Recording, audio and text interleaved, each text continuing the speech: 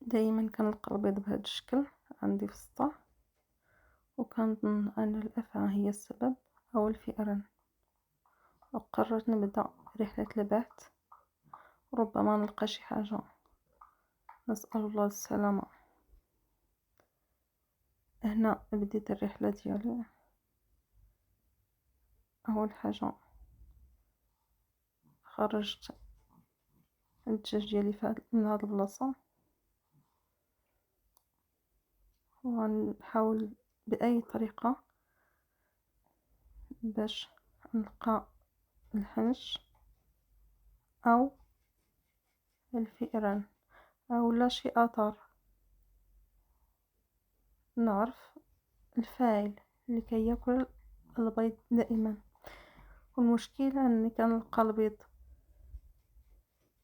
كينقلو لمكان اخر، يعني كنلقاه بعيد على العش،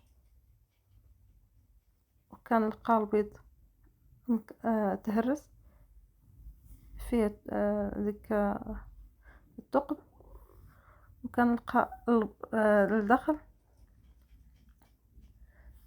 مهم تكال، يعني كنلقى غير القشرة.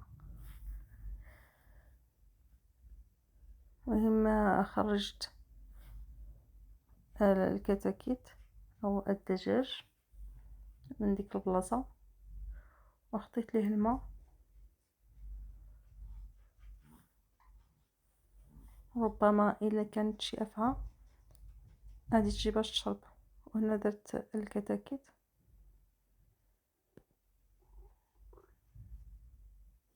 بالنسبه للكتاكيت ما عمري لقيتهم كلاهم ولا شي حاجه، ولكن الغريب في الامر انني كنلقى البيض داخل هاد السياج. ما عرفت كيفاش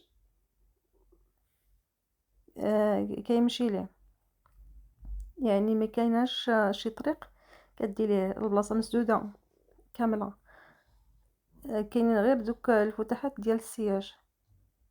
ربما الافعى كلات البيض وما قدرتش تخرج من دوك الفتحه، ولا الفئران. ولكن الا كان الفار كيفاش غادي يدخل البيض لديك البلاصه. مهم بقيت حيره، حاولت ما امكن باش نلقى شي اثر. وهنا اعطيت الاكل للدجاج ديالي، درت ليه الخبز والنخاله. كنتمنى من الله تبان الحقيقه. انا حاولت نحيد كاع داكشي اللي كان عند الدجاج. حاولت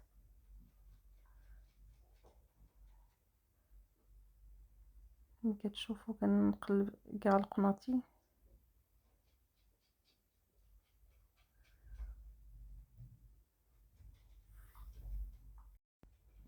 وهنا الدجاج بان ليه الدود اجمليه مباشره كياكلو. كنتمنى من الله السلامه، حيت انا كنخاف بزاف من الحناش، من جميع الحشرات. وانا مشيت نخوي العش ديالي، هذا هو البيت ديال هذا النهار. جمعت تماك 9 البيضات.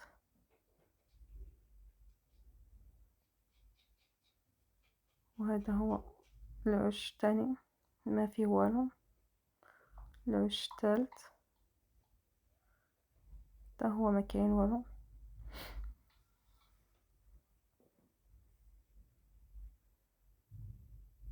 غادي نحاول نشوف العش الرابع. كاين فيه جوج دجاجات مازال غادي يبيضوا.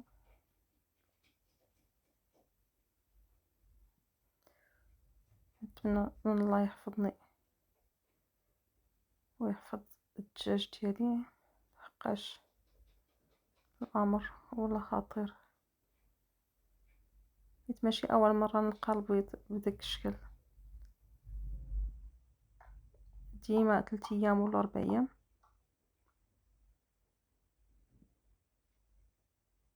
كنلقى القشور ديال البيضه، كنلقاها في بلاصه بعيده عن العش، وهذا هو الغريب في الامر.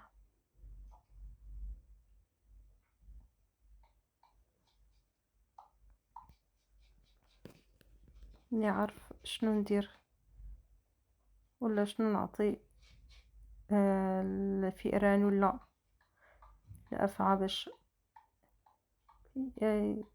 يشربوا في الماء.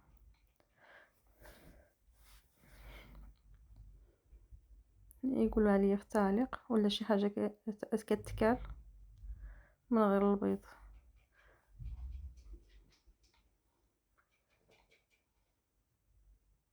وهنا غادي نعمر الاكل عاوتاني للدجاج. نتمنى من الله السلامه.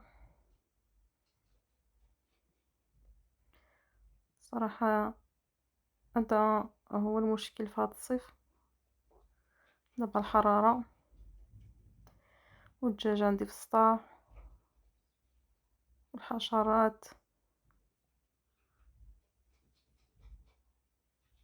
والخطير في الامر هو الافاعي. ما بالنسبه للزواحف الصغيره الحشرات، الدجاج كياكل كلشي.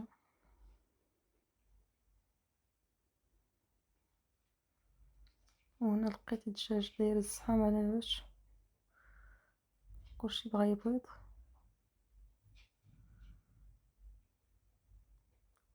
مشكل دابا الا ما خديتش البيض بالزربه كنلقاه مشى.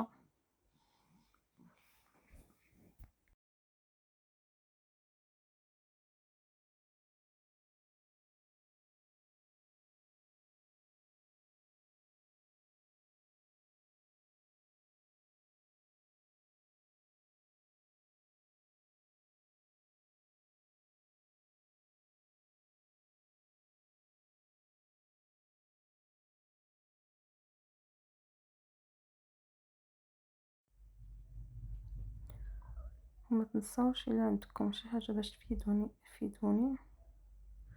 نسأل الله السلامه.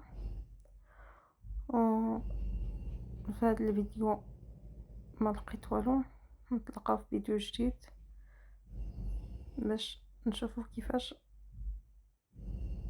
غادي نعرفوا واش الحنش